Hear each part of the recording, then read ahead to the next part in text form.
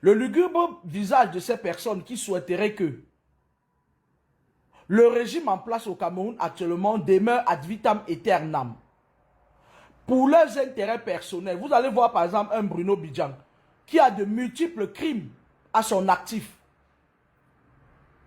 Il sait pertinemment que du moment où c'est le régime des reptiliens qui est encore au Cameroun, il va aller en prison, revenir, aller, revenir, il va faire ses va-et-vient. Mais en effet, pour lui, la prison, ce n'est pas une correction, ce n'est pas un centre de détention correctionnel. C'est un endroit où il part là-bas, satisfaire les désirs libidineux de ses nombreux amants. Donc, du coup, pour lui, si le régime change, il sera mis en porte-à-faux. Il a le crime de Brian Fombo qui n'a pas encore été résolu. Et le crime du journaliste qui était décédé là, dont on l'accuse d'être l'un des protagonistes de ces crimes macabres.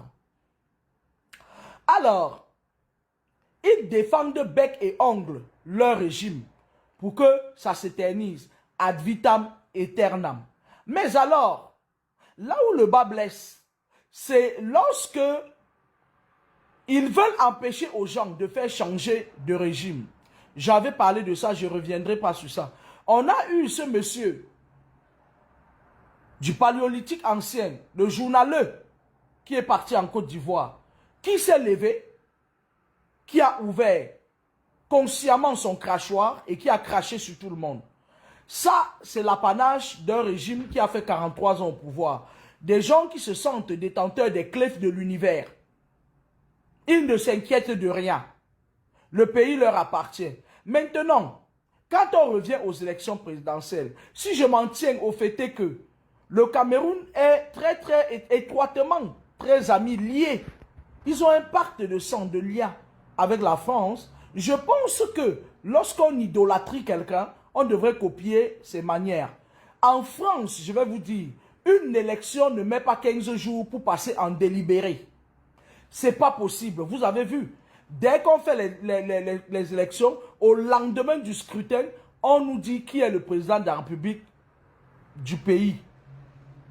Ça se passe comme ça ici en France. Sauf que nos dirigeants africains, ils veulent embastiller les gens qui osent se lever. Ils veulent aussi ne rien faire dans leur pays et venir se soigner en France. Venir se soigner. Mais alors, la question dont je me pose, c'est que ceux qui restent sur le coup de l'urgence se soignent là-bas. Il y a des docteurs qui sont dans l'opposition. Je m'arrête là.